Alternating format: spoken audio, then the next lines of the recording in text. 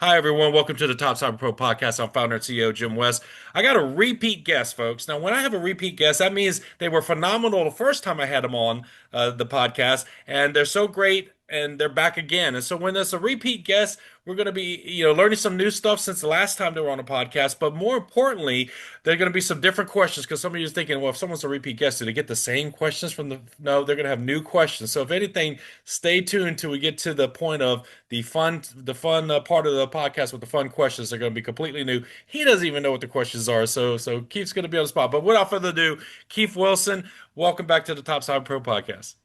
Thanks for having me back, Jim. Oh, I just realized my mic wasn't on. Thanks for having me back, Jim. Uh, Happy to be on. It's great to be to be asked back on again, right? You whenever you come on a show like this, you always wonder like, am I hitting it? Am I nailing it? Does the audience responding? Is it working out? I get all up in my head for all these sort of things. So when I get invited back, that's kind of it's my own personal validation, right? Yeah, Yeah, happy to be well, back.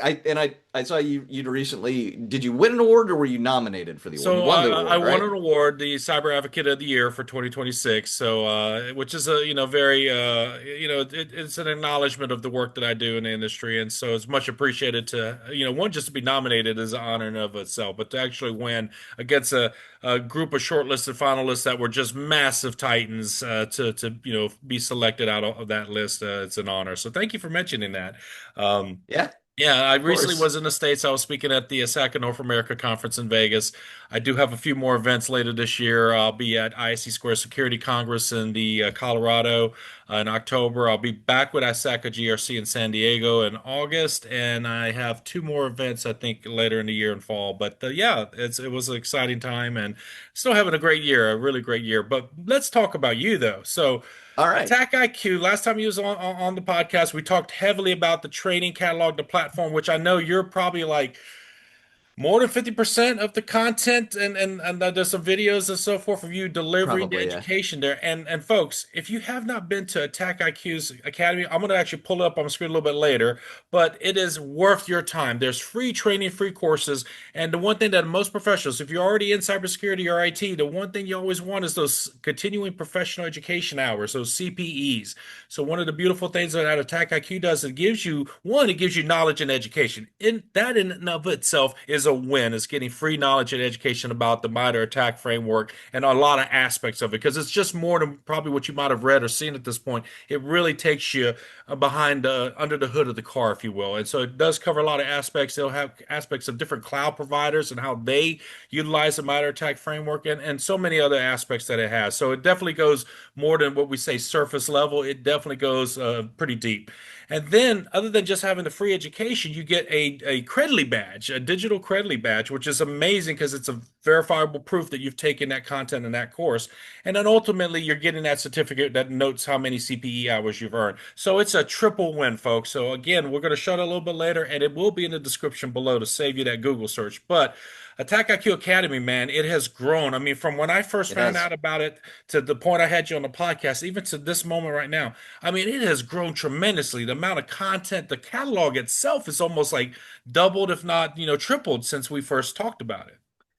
Yeah, so we started the program in 2020 when the pandemic hit, and we realized like, oh, we gotta shift our marketing strategy. Attack IQ does, and we've always believed as a company in giving back to the public, doing good for the public. We're members of the CTID. We have an input on a lot of the attack stuff, and then we also decided, well, we're gonna build this academy and teach people how to do threat informed defense for free. And not are we just going to teach them to do it for free. We're going to do it with high quality courses, like the same Yes. stuff that you'd pay for. We're going to go ahead and give it to you for free. We're not just like, we're not generating a bunch of text that you got to read. I mean, yes, we do have text, but we also do video, lab activities, all sorts of stuff to really get your hands dirty. So in that time from 2020 when we first started till now, 2020 we started with 3 classes. I think we're up to like 36 maybe full length courses with another 20 something just single video lectures. And we're updating our catalog every couple months. We get a new course in or we're updating a new course. We're just about to hit if we haven't hit it already, 80,000 students registered across like 190 countries across the world. So yeah, we really, really have expanded. And in that time too, there's kind of been this major shift this year for the industry and Att&ck as a company, and that's kind of the growing of two things. One being AI, which Yep. everybody is faced with AI, and Att&ck is really working on becoming more of an AI security based company or a security based AI company. Um, We'll set that aside for a minute, though. And let's talk about CTEM. So, CTEM is this new category that Gartner has introduced, this new category of tools. But CTEM is really a program. It stands for Continuous Threat Exposure Management. And so, Okay. Att&ck has decided to really pivot hard into that. So, we already do the validation part of CTEM, and I can get into the different steps of CTEM here in a minute. But we already do that, and we already did that with breach and attack simulation. So now we're adding on these other parts to really expand what we do and to really become more than just a validation Mhm. of your security controls, right? So with that, we pivoted this year. We came out with this new Foundations of CTEM course, which is on our Academy website. Which it's about a 7 hour course, but it really gets into all the details of what CTEM is, how to do a CTEM, how to stand up a CTEM program, and tries to put it in the practical sense of how you would use it day to day, right? I really have a focus on trying to not just talk at you, especially with our newer classes. You'll notice when we restructure our newer classes, they get a big improvement. And I try not to talk at you. I try and have you do things. Mhm. I try and insert you into the role of somebody who's actually using these things day to day, so that when you're confronted with a scenario at work, you've already practiced it. You know what to It's do. yeah, been You're through it. not under that stress, right? So yeah, big changes for Att&ck and Att&ck Academy over the past couple of years, but it's all been great. A lot of very positive growth things, and I've had a lot of fun teaching all the things and meeting everybody around the world as well. So let's get back to the first word of the CTEM, and this is one where we hear a lot about, like on the RMF, we hear about continuous monitoring. We hear a lot about just continuous process improvement and software development. We hear about the word continuous, but what does that word mean in the ecosystem or in the world of CTEM? Can you dive into what the continuous Sure. aspect of it is for someone that's watching? Because when people think continuous, it's nonstop. People might start thinking of burnout. Like, oh, I'm constantly, it's the fire alarm is constantly going on. Is that the continuous we're talking about here? Can you maybe kind of Well, deep into just that aspect?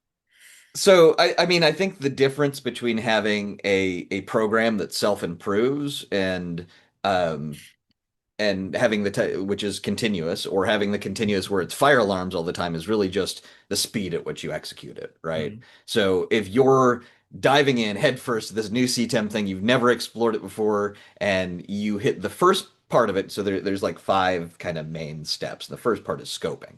So if you Okay. hop into this and you're like, screw scoping, we don't need to scope, we're going to do our whole environment, Okay. instantly fail. You're going to stall there. You're going to have that continuous alert thing that you're talking about. It'll just be a nightmare. You're trying to solve too much. But now, if we think of it in terms of a program, and whenever I build a process or a program, a lot of people just see me talking on camera a lot for teaching and training and things like that. They don't realize I actually like run a program and run strategy and things like that, and have to create policy, procedure, process, all that Mhm. stuff, right? And I always bake into any process there should be a feedback loop, right? Mhm. When you're done, there's always something that iterates that makes it better. And that's all that the continuous in this means. And so like I said, there's five steps. So you'll start with scoping. You're going to decide on what matters the most to protect today. And like I also said, that's where a lot of people stall out because they go, well, everything's important. Yeah. Okay, that's true, but something is more important than others. Mhm. And not only that, like make it easy on yourself. Don't start with like 1,000 assets that are super important. Start with a very strict string of maybe there's 5 servers that are like the most important in your company. Mhm. Start there. Then you do discovery. You find out what's actually in that scope those assets and the exposures that they have, the attack paths that they have. Yeah. That's the exposure management part of it, right? It's the exposure management part of CTEM where the software can go out and look at your network configuration, see how things communicate, but also at your Active Directory configuration, what accounts have access to what, right? And how an attacker could laterally move or execute a full chain of attacks.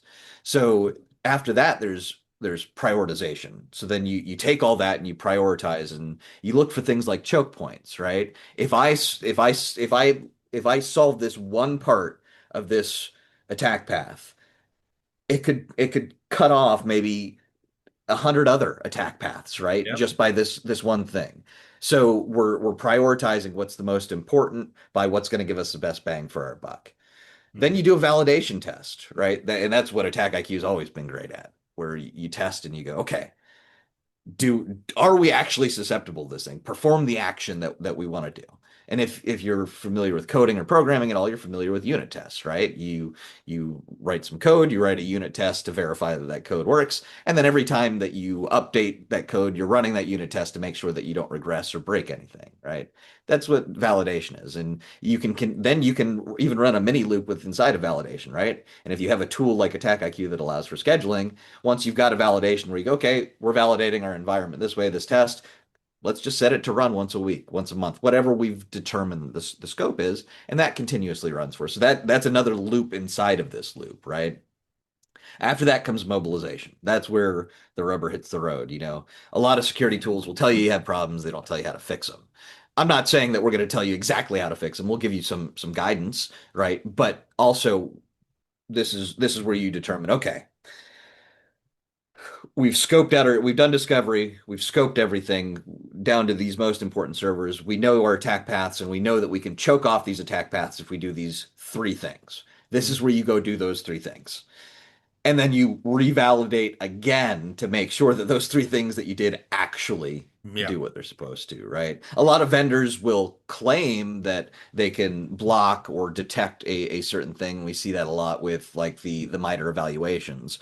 That's a different story from being tested in your environment and actually being able to, not to say that their claim is wrong, it's just different scenario, different environment. All things have changed now, right? So if that tool's not configured properly, it's not going to work properly. So then it's just a claim as opposed to validation.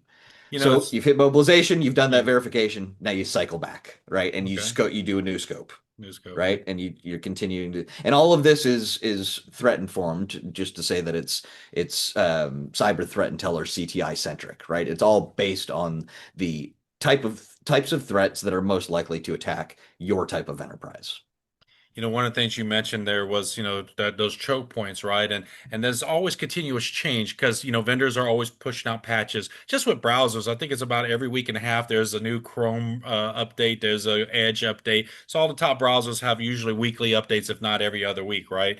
And so what people don't understand is whenever you are modifying an application with an update, a patch, or what have you, you're having to you're correcting code and introducing sometimes extra lines of code. And every time you do an update, and that means that technically is a change, right? And so that's kind of simplify for most folks. It's like every time you patch something, you're fixing some previously identified issues, but you could inadvertently be introducing some new ones that have yet to be discovered, and you can also still have yet to be discovered. That's why we call a lot of these the unknowns, right? The 0 day type threats, right? Where you don't know what you don't know yet, right?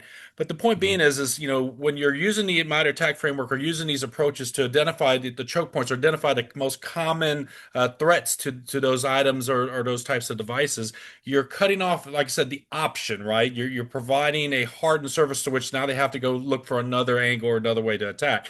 And then when Keith mentions that lateral movement, see, it's not like the movies where they just hit one command. Because if they were able to just hit one command, run one script, and own your network, well, I guess your network deserves to be owned if it's that weak. But most organizations will have some levels of complexity or layers of defense in depth or some tools and a plethora of an approach to defend their network. But for an attacker, it's like each network, each company is that puzzle to solve. Like, how do I get in my initial access? How do I move, escalate privileges? There's certain common steps that the modern attack framework you'll learn by taking some of the courses over at Attack IQ about how an attacker thinks and how they will try to maneuver once they get initial access. Because it's not always just a one command to one script and they own everything. It's never usually that elegant or easy. But the complexity of attacks, though, have gone up tremendously since the advent of AI, and now attackers are leveraging artificial intelligence to, one for pretexting when they're doing like their social engineering. That's definitely helped them there, and with their phishing emails and so forth. But now it's migrated into actually helping them because everybody raised today about how like Claude and a couple other AIs are just you can do vibe coding now where you just tell it what you want to see and it just generates it for you. The same thing that makes us create beautiful, awesome looking websites is helping attackers make beautiful and awesome hacks from their perspective. So, Keith, you mentioned a little bit earlier about there's an AI thing that the company is heading towards. Does that plug into the CTEM at all? And what can you speak to on that? So it does in the sense that it's and again, this is all, I haven't seen actual product on this. This is all in discussions, right? Of what we're promoting. Our engineers are actively working on this. I've talked to some of the researchers and things like that, but I haven't actually seen what this will look like. But in practice, it's kind of an AI operating system, right? If you work a lot with Claude or Claude Code or uh, OpenAI's Codex, right? For me, I have like three or four terminals open every day. I'm working in Claude Code to do a whole bunch of different things all at the Yeah. same time, right? You'll be familiar with like MCP servers, right? And how MCP servers are can be very specialized, and it's a great, it's not a, well, it is a great way, but it's also like the standard of how AI communicates and integrates with other things, right? So essentially, we're creating a platform that is very MCP focused. We've got multiple MCPs, and it's agentic in itself. It's got specialized agents. I forget what the count is, but that doesn't really matter. Like people don't care how many agents you Yeah. have built in. What they care about is what it does, it do what it says it's going to do, right? And having those specialized agents helps with that. So we've got that from that perspective where we're going to where we offer people the ability to use whatever AI that you're using, whether it's open AI. I'm not too familiar with some of the open models like DeepSeek and stuff like that, and how an Olama and how those would work. But whatever you're using to chat, you can plug this into, right? And then use that as part of your security workflow. So if you're running a CTEM program and you're running it through Claude or Codex or whatever you're running it through, this would help with that. Now that I kind of look at security or AI and security as two different things. There's the we're using AI as part of the tools to get better faster at the things that Mhm. we do, but then there's also the, well, AI needs to be secured itself, right? And that's a whole other thing. And for that, we have another tool that I have to be careful about how much I say about this because I don't know Okay. how much is out there publicly. But it's another tool for testing AI. So running against against chatbots and things like that, and simulating tests And for folks, AI, this which might be the upcoming third visit from Keith when they're ready to talk about that component. So let's put a pin there in that. So let's get right back into the CTEM. yeah. If right now someone watching this is like a security manager, a security officer, or a CIO, CTO, like an executive role from an operational to an executive role, what size company is the C10 plug into? Is it only for like a Fortune 500, Fortune 100 company?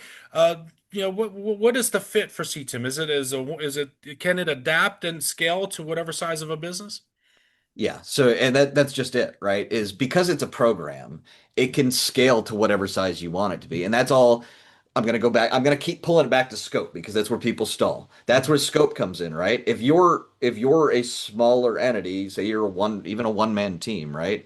All that means is you just have to really cut your scope way back. This is an iterative process. You're not going to finish it in 2 weeks. This is a program, so it's ongoing all the time, doesn't stop. 2 years, 3 years, 5 years from now, you'll still be doing this. So don't be in a rush to do everything, right? Mhm. So your scope will just kind of will thin. And you mentioned security leaders. I want to introduce another concept that um, we Attack IQ didn't necessarily come up with it, but we really have elaborated on it over the last month or so, and it's called threat debt. So threat, if you've heard of the term tech debt before, right? So threat debt is kind of the same way. And go back to those choke points, right? If say I'm running a scan and I've got 10,000 findings on that scan. That's insane. What am I gonna do with 10,000 findings? Yeah. Nothing. Even if say I've got a gigantic staff, say I've got a couple hundred people on my staff, I can't do anything with 10,000 findings. Now we introduce attack paths, right? And we look for choke points. And we realize that those 10,000 findings could actually just be 50 paths, 50 choke points, or maybe even less choke points that we do. So uh, we look at threat debt as eliminating those choke points to make your network more secure, kind of piece by piece. And we introduced the concept of a threat debt index, and it's the quantitative version of threat debt. Every validated viable attack path contributes, right? So it takes into account the business impact of the asset path, the relevance of the adversaries whose techniques the path use, and like the residual defensive gap after validated controls are accounted for. So I don't want to get too deep into the scoring. I didn't come up with it. We were able to scoop up someone great from the MITRE organization after he left there, Jonathan Baker. He's worked with Attack for a long time, One of the and top experts. He founded the CTID. So yes, yeah, yeah. so So brilliant, brilliant we're gentleman. Yeah, we've been very lucky to scoop up Jonathan Baker. So look for his influence in the Inform class that we're going to be doing, but also threat debt is really in the threat debt index is really kind of his baby, and he took into that. And we've got webinars and stuff coming out on that. So if you're listening to this and you happen to see a Att&ck webinar from Jonathan Baker or Pete Lubin on CTEM or threat debt, it's super interesting stuff, and it takes this very complex concept of risk and all the different things in my network and kind of distills it down to a number that we can metric on and use over time. And it's a good metric to use Mhm. too. So just wanted to give that out there because you mentioned specifically security leadership, and I know that's the sort of Yeah. thing that they care about. Well, again, John is brilliant, and he's been on a podcast before, folks. So you got to check out his episode from John Baker. But when you talk about the tech debt, I love it that when you first said at the beginning about the scoping phase is super important, right? If people expect to get through it in like a day, they're going to fail. They're going to have everything alerting, like that. That analogy I gave with the fire alarms always going off. But just like in any program, your asset categorization and the prioritization, like what is your critical assets, what are essential assets, what are just regular assets that can burn to the ground and doesn't mean anything. You have to really start to look at not from I mean, there's multiple perspectives to look at an enterprise, right? And so I've gotten 35 plus years experience with multiple frameworks and processes that I'm a master of. And so it's like when I start looking at problems, there's like 30 plus ways that I can perceive the problem, right? You look at things from an information centric point of view where the data flows, as you mentioned, like, capturing those choke points, really, which is more data protocol aligned specific, right? When you're starting to look at, compromising devices and gaining that movement and access. And then there's other perspectives from a internal view, external view, viewpoints when you're looking at how attackers can perceive a network. But bottom line is, when you mention that scoping, folks, you have to have great asset management and inventory. I mean, that's security 101. If you don't know what you have, you can't begin to know how to secure it. And so, to the point of their scoping phase, if you have a bunch of, outdated information that you're working out of, and that's what you're basing your scope off of, you're going to be owned. You're going to be owned by attackers because you're going to forget about, oh, we had these old multi-function devices that we didn't put on our inventory list, but they've been in our network for years. We just never did anything with it. And those are the open gateways into your network, right? So again, asset management, accountability of all the stuff in your environment is very important because when you start to look at that scope, just because you have, let's say, servers, everyone will say, yeah, servers are critical. If you're dealing with your customer facing, let's say your e-commerce site, obviously your front end, back end operations are just as equally important.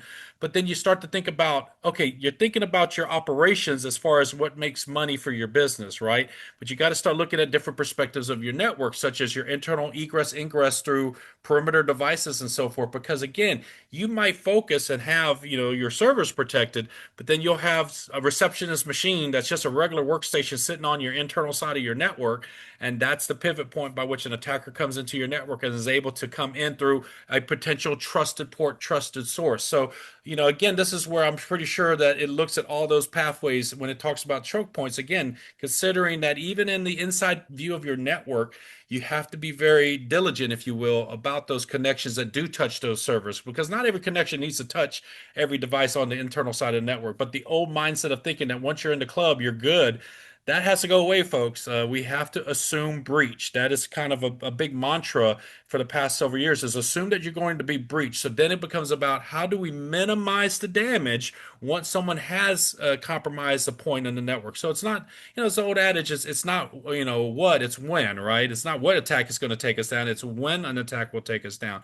And then again, finding out how you can, via, zero trust has like microsegmentation. There's so many different principles and ways you can approach it, right? But at the end of the day, the goal is you have to plan for assuming breach. That's why doing basic stuff like incident response plan, tabletop exercises, all these things. So with that being said, a lot of businesses have got on board with doing tabletop exercises, and some better in class security programs are they're even doing partial focus simulations, if you will, in different aspects of their network. How would CTEM help that scenario for a company that wants to do better in simulating attacks against their network? I mean, I would probably so if I was going to obviously the validation piece is important. Whether you're doing tabletop or not, the validation piece is going to tell you what works and what doesn't work, right? Um, and when we validate, I I'm not talking about validating things on like weak detections, right? So here's an example of a weak detection. My EDR is looking for mimikatz.exe. And if that mimikatz.exe runs, then it fires a detection, right? Well, all I got to do is change that to mimidogs.exe, and now it doesn't detect it anymore, right? So you don't want your testing to line up with weak detections. You want your testing to be behavioral based, just like you want your detections too, right? So what I would do if I was running a tabletop exercise and I had a CTEM program is I would do scoping and discovery before the tabletop and prioritization before the tabletop Mhm. exercise. And then the entire tabletop exercise would be about validation. How do we validate? If I were an attacker, how I'd purple team it. Red team, you tell me how you would get to this. Blue team, you tell me how you'd block it. Now red team, you tell me how you get around that. Blue team, you tell, and that way you have this, you get a purple team, you get a cohesion, and you're coming out of that tabletop exercise with a list of mitigations that will work really well in your environment. That again, once you implement, you got to go back and validate because just implementation without validation is not a sign off. Mhm. Just going, it's set up, it's good. I mean, how many enterprise security tools have you used before where you look at the settings on this and you go, I don't know what I'm doing. This is insane. Yeah. I need to go take a 30-hour course to figure out how to set this up. Cisco, right? Like it's very easy to miss, and that's not a slam on Cisco. They've got really good stuff. It's just Yep. really complicated. Um, you know, it's very easy to not to make a mistake and not install something properly or deploy something properly. So that's why validation is super important to come back to. So yes, to answer your question, if I was running a tabletop event, I would do scoping, discovery, prioritization before the tabletop event. I would make the tabletop event about the validation, and then when I'm implementing, I would actually do the validation, right? And I would make it standard too as part of this, like, okay, not only do we need the mitigation, we also need the test that's going to test for this over because we want that. Remember, I talked about that validation being a loop of Mhm. itself. We want that to continuously run. Once it's in place, we want to make sure that nothing happens to it without us knowing about it, Yeah. right? We want to make sure that it's still picking up the behaviors that we expect it to pick up. And a lot of folks forget that when you're running these tests and scans, a lot of them, since they're usually what I'll use the word static very loosely, but it is a point in time, unless you have it continuously analyzed and scanning, which can eat up bandwidth depending on the tool and the bandwidth usage. But the thing is when you do these checks, it's usually a point in time. And so the continuous part is having it done on a regular schedule or even an irregular schedule. I would actually advocate more for an irregular schedule because over time, if you do have an attacker that's been passively monitoring your network, they will also look for when you're running your scans, when you're doing your patch days, and so forth. Can be crucial information for an attacker, especially when they start getting very sophisticated. If your business is operating in a space where it could lose hundreds of millions of dollars and so forth. So again, for the average sole proprietor, mom and pop store, you don't really have to worry so much about those nation state level threat actors or APT groups. But again, if you're a company in finance and pharmaceutical company or etc., companies that are worth hundreds of $1 millions with a stock ticker, it's very important that you actually pay attention to these schedules and change it up from time to time. Um, so what I want to do, Keith, since you're a repeat guest, we won't go into the whole typical questions that you ask my guests, like, your day one story. We've heard that. And folks, I'll go ahead and save you the search. I'm going to put his first episode in the description below. So you can get all those fun questions about his day one story and people that's inspired him and so forth. So, but we're going to go ahead and take a moment of levity. And these are where the fun new questions are coming in. And folks, if you like these questions, comment which ones you like. I might start including them in future episodes. So, Keith, if you'll humor me, whatever the first answer pops in your head, just let it rip and we'll go from there. All All right. right. We're going to hit you with this one. Since you mentioned Mimi cats and then Mimi dogs, dogs or cats? Dogs. I've got a dachshund sleeping at my feet right now. The dots, is there any way we can get the camera tilted? I don't want to disrupt the sleep. Look Yeah, at I'll this. wake her up. Come here. Come here. Oh, Come here, little wiener dog. This there's the is wiener my dog. Oh, there it this is is. my His little answer puppy, sucks. What's Freya. Freya? Awesome, man. Freya. Well, and also too, like I've got No way. that was my last dog. Your So yeah, last I'm dog. a 100% a dog person. So there it is, dogs right there. Pizza, hot or cold? Oh, God, I'm not a Hot. sociopath. I can't eat cold pizza. No. Speaking of sociopaths, does pineapple belong on a pizza? Yes or no? No, with the exception of my daughter. My daughter has a dairy allergy, so she wants to eat pizza like the rest of us. So I can't order cheese on hers, and all it's usually just sauce, pineapple, and pepperoni, and she loves it. I'm not going to judge her for it. Okay, But everybody else, get the pineapple off your pizza. get the pineapple on pizza. Okay. Which is scarier, ghost or aliens? Aliens because they're probably real. The government says UFOs are real, so hey, it's not too far behind confirming that one, right? Uh, all right, if you had one of these two abilities, which one would you choose? The first one is the ability to talk to animals or to speak every human language. Well, I already talk to animals. Um, I can't understand what they're saying. I just talk to them. It'd be nice to know what they're saying. But man, like having that built-in sort of babble-fish would be really cool too, right? Mhm. I know we can do it now with AirPods, so the Yeah. technology's there. I'm gonna go with animals just because the technology's The already there technology is for catching up translating to real humans. fast with Yeah. us, right? And I mean, there's a meme that has showed a picture of a cat where it's like I meowed at my cat, but then the cat said I had this many grammatical errors, etc. So, all right, let's dive right back into. All right, so if you had to explain CTEM in as few as words possible, like to, not trying to make this like a marketing pitch, but like for someone right now that they had one, two sentences to take back to their team and say, this is the reason why we should look into CTEM. Give us that one to two sentence that they could take back to their team or their company and say, CTEM is blank. CTEM does this for us. CTEM will help us blank. Yeah, so I would say it's an efficient way of reducing measurable risk, right? Ooh, I love that. Efficient way of reducing measurable risk. And you used the word quantitative earlier too, so I like that. I like it comes back to the quantitative word. Okay, Yeah, because wonderful. I mean that's what we're doing, right? Is we know that we have risks and we know that there's a myriad of things we can do to prevent or mitigate those risks somehow. Hmm. The problem is there's no efficiency tied to it. And just, in general security terms, because we're just kind of go, okay, well, we need a firewall for this, and we need EDR for that, and we need this for this thing, and we got a DLP thing, so we got to, we just kind of do what we know works, right? Hmm.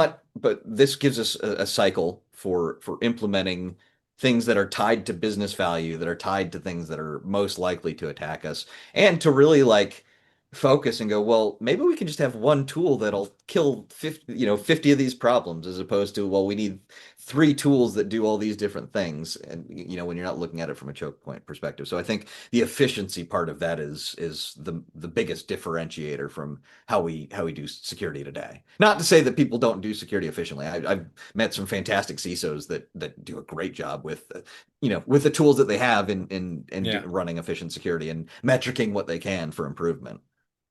So when CISOs, executives, or any customers and clients come to you, what are some of the common problems they're coming to you with? Because obviously CTEM didn't just magically come out of just one person's idea that hadn't been a need to be addressed, right? Or a problem that had been brought to Attack IQ. So what are some of these, would you say is the most common scenarios? And I know you're not going to name names or companies, and that's fair, but what are some of the common problems that comes to you as you deal with CISOs, CTOs, security managers and the like? Yeah, I mean, a lot of the conversations I have are mostly around like training people how to make CTEM work. Because the biggest problem CTEM has right now is it's new, so not a lot of people know what it is, right? I think that Gartner came up with it because they looked at kind of the problem that I described. I've got a vulnerability scanner that's given me 10,000 things I need to fix. Now what do I do? And there's no process or like Yeah. no standardized process or programming wrapped around that. And then they also kind of noticed that there were these micro industries of these sort of disparate tools popping up. Maybe one to do the threat mapping, or the where it's doing discovery and it's looking at the attack path. So one to do attack pathing, then another like attack IQ to do validation. Maybe you're using another tool to do prioritization. And they kind of said, well, all these things really actually work together, right? If you use these together as part of a program, then they complement each other. But I believe, again, this is just based on some of the preliminary research that I've done around CTEM and how it came to be with Gartner, was it really had to do a lot with like we're doing this vulnerability management thing, and it's out of control. There's too much. It's important, but we don't know we're not doing anything because there's too much, right? It's the classic problem of, if it's similar to alert fatigue, right? Too many alerts, nothing happens. Same with this. Too many findings, nothing happens. Um, you don't need to tell me that my network's a mess if I already know, right? You're just adding more pressure on me to do nothing. So if we give them a path forward that's efficient and measurable, and you can see improvement in it, then I think that solves a big problem. There's another piece of this too that we hit on in the class. So we teach a Foundations of CTEM course I talked about earlier, 100% free, just like all the courses on Attack IQ Academy. Um, we so we with any sort of program, you also want to mature it, right? You don't want to stay at the same level forever. When I coach people, when I mentor some of the junior folks that I work with, I talk to them about storming, norming, and performing with any new Mhm. program, right? You're storming, everything's a mess, then you improve and you're norming, and then you better, if you want a good program, you better improve it even more, and so that you're performing, right? And all that has to do with maturity and how you mature that program. Mhm. So, how do you do that with CTEM, right? Because it's a big important thing. We should also apply some sort of maturity model to it. Well, MITRE with the CTID had come up with a couple of years ago something called METID, or M3TID, Mhm. measuring, maximizing, in something threat informed defense, and maturing threat informed defense. And it was their maturity model for threat informed defense. Just recently, about a month or two ago, they redid that with all the feedback they've got, and now it's called Inform. And Inform is this maturity model for threat informed defense. We in the class that we teach, we overlay that model on top of CTEM because CTEM and threat informed defense are very, Mhm. very similar. They interconnect in a lot of places. And so now not only as the practitioner, do you have, I have my day-to-day work to do. As the leader, you have the strategy of my practitioners are doing this day-to-day work. How can we mature this program? Let's look to inform. Okay, well in this area, inform's broken down into cyber threat intelligence, defensive measures, and test and evaluation. So those are the three pillars of maturity that they're looking at of inform, and they give you guidance along the way of how you go from like a level 1 to a level 5. Um, we even have an inform assessment on our Att&ck website too. So if you're curious of how mature your CTEM, say maybe you've been running a threat informed defense or CTEM program, you want to see how mature you are. We have like a little survey that's based on the CTEM project on our website that'll tell you and give you a grade on how mature your program is and what you can do to improve it. So I'd be remiss if I left that part out because with any program, a maturity model is very important. Well said. And since you brought up the website, folks, I'm going to go ahead and share because again, I'm a huge fan of the Attack IQ Academy, and if I let this episode end without showing this, I would be doing a complete disservice to everyone watching this video. If you have not been to Attack IQ Academy, pause this video right now. The link is in the description below. Check it out, register, take some courses. Even if you just watch some lectures, there's like some security leadership lectures where you can listen to some insights and perspectives from different leaders in the security field. Even if you just listen to some lectures at a minimum, that's just going to give you some insight perspective. But if you want to take the time to actually get some education, get some great training, there is a plethora. And again, I love that word. It goes back to my love of the movie Three Amigos. But there is a plethora of great free training here. And I'm just right here on their catalog page. And right off the bat, I'm just going to read some of these titles for you folks. Advanced Cyber Threat Intelligence Writing. I mean, crafting actionable reports. I mean, it's going to Yeah, give you so go ahead. that course there specifically is written by a former Army intelligence. He taught intelligence in the Army. He taught how to write CTI in the Army, Look at and that. he's been From sharing that he's got two CTI courses that are on our platform. Wow, look at that. Uh, And then you yeah, have the agentless threat immolation. You got, of course, MITRE ATT&ck Navigator, attack flows, courses on doing gap analysis. Again, you got so much content here. And then you even got stuff for dealing with stress at work, breath work for stress, breath work for energy. So they're thinking about the holistic professional here, right? They're giving you great free education, but they're also giving you some guidance on how to not have that tech burnout that a lot of us experience.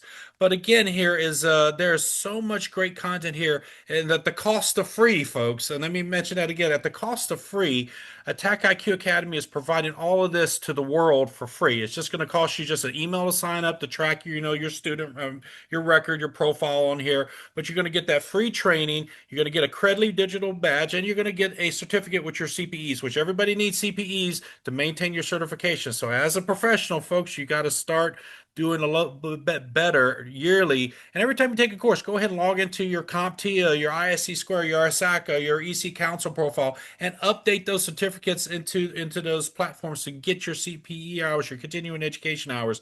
And guess what? if There's you're Go ahead. if you're an ISC squared member, we will and you give us your membership number, we will submit your CPs for you to ISC squared. We have a partnership with them. Look at So that. if you Makes it any even courses easy you if you're an complete, we IC Square automatically member. submit. They automatically update IC Square if you provide them your member ID. Look at that. How much easier does that get? It's free, and they also will update IC Square for you. So, folks, I implore you, take a few minutes, check out this site. There is useful training for everybody that's in the security field. Or if you're thinking about getting into security, this is just good training for you to start to learn about this CTI world and roles that are being built around CTI. If someone was to ask me today, Jim, where are the new hot jobs now in the industry? And it's going to be having a strong, heavy element of cyber threat intelligence because companies that are more, he mentioned earlier how mature your program is. Companies that are more mature in their security programs programs are leveraging CTI to learn about the emerging threats, to learn about the threat landscape, so they have a leg up into their program. So they're not just being caught flat-footed,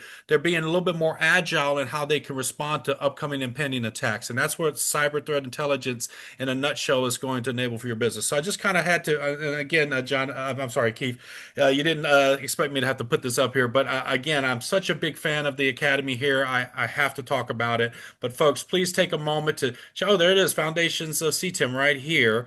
So I'll be definitely taking that course real soon, and so I'll give you some feedback on that as soon as I'm done with that. But folks, again, a lot of there's foundational courses, there's intermediate, and there's a couple of advanced courses on here. So folks, for the price of free, if you do yourself a disservice for not just taking a few minutes, checking it out, registering, taking a few classes, and hey, if you like it, great, continue on taking more classes. If you don't, hey, there's plenty of other resources to learn from the internet. But Jim West is saying right now, I 110% am behind Att&ck Academy. Again, for the fact that the cost of free, there's no excuse because it only costs you guys your email address and time. And again, what better than that? I'll go ahead and stop sharing it right now. All right, Yeah, well, so wait. and with all those courses too, we're always trying to kind of add new features, right? My goal, Attack IQ's goal might have been set this thing up for a marketing program so that we can do outreach and people can learn about us. But my goal is really to teach people something, right? And so I put a lot of effort into learning how adults learn, and what best transfers that knowledge, particularly in an age where everything's online. I'm not there in person teaching these people. I can't Yeah. walk them through, and with hand over hand. So we try and introduce new features all the time, whether that's small things like we added where, learning path completion. We help you get back on the learning path or give you a little nudge to get back into the class that you just took.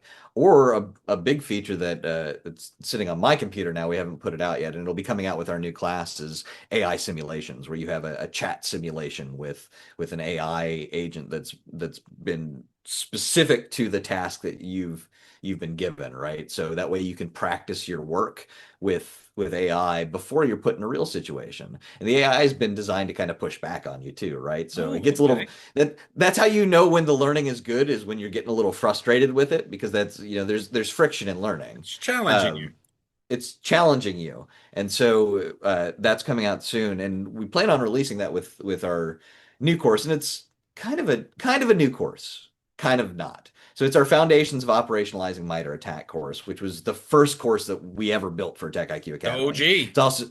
It's the OG. It's also the most popular by far. I used to teach that course 3 times a week, 2 hours, 2 hours Whew. each time. It was exhausting live teaching it. Um, and we've updated it over the years. Well, we're updating it for version 19 of Attack, which just released almost a month ago. So at the end of April, version 19 of Attack released. So with that, we Continuous said, okay, improvement right there. continuous 19 improvement. So versions. so we're going to update the class for version 19, but we're also going to update the structure of it to make sure that people are better learning how attack applies to on the day, how you actually use this in your work, instead of me just telling you, well, this is what a tactic is, this is what a technique is. That doesn't matter when you get into, okay, so how does that apply to my job? And that's what we try and simulate. That's what we try and teach to, is how does this apply to it? And we even hit on the CTEM stuff a little bit in there, but really it's our most popular course. And if you've never heard of attack before, or you're really confused about what attack is, I highly recommend you go take it. Don't take the one that's in there now because it's getting replaced in like a month, but go 19. take it. Version 19. Version 19. I don't know when this episode's going to come out, but I'd say if it's July, then you're probably safe to go take it. But look and make sure that it's version 19 of the course. And this will be in July. So, folks, it's already out. The link will be in the description below. So, Keith, it's been a pleasure having you back as a guest again here on the Top Cyber Pro podcast. One of the agenda questions that you did not have back when in your season that your episode was in, and again, folks, I'm going to have that in the description below so you can check out that previous episode with Keith here. Keith, all my guests this season get the final word. And what the final word means, you could talk about tech stuff, you could talk about CTEM, you could talk about Attack IQ, but you could talk about your love of dogs. You could talk about your favorite food cuisine, your favorite color of the rainbow. You could talk about anything under the sun. The final word is yours. Man, I could go really eccentric with this, right? But I'm not going to. Um, I want to talk about AI because it's scary and exciting at the same time. There's obviously a lot of problems that come from it. but there's also a lot of good that can come from it too. Um, we have to remember that there sounds like I'm talking from an AI company, and I'm really not. It's just kind of a centerist view, right? We have to remember that almost anything on this earth, whether it's sentient or not, is not purely good or purely evil. Like there's gray area. And over decades, people have been scared of new technology. I mean, think about how many people were terrified of the car when it came out and didn't even know they wanted it, right? Um, that improved over time. I understand that AI has much bigger implications on humanity than the car does, so I think it's good to be cautious. But at the same time, we shouldn't hit the brakes, and we should also, well, maybe tap the brakes, but we shouldn't hit the brakes completely, right? I'd advise people, particularly the younger people listening to this that are entry level, is embrace AI. It's not going away. The toothpaste is out of the tube. It's going to be impossible to get back. What it's going to look like in the future, I have no idea. Maybe it becomes a public thing like the internet. Who knows? But you should embrace it. And what I've been telling junior employees is stop looking at yourself as an employee and start looking at yourself as as a department head of a department of one. So you are now a manager of the AI that is going to do the job that you train it to do and that you inspect that it does a good job with. I think that's where we're headed. Um, and can is AI going to cause problems with water and pollution? Yeah, sure is, but it could also potentially solve those problems too. We don't know. That's it. That's Keith, my final word. well said, and thanks again for being on the Top Cyber Pro podcast. Absolutely. Happy to come back anytime.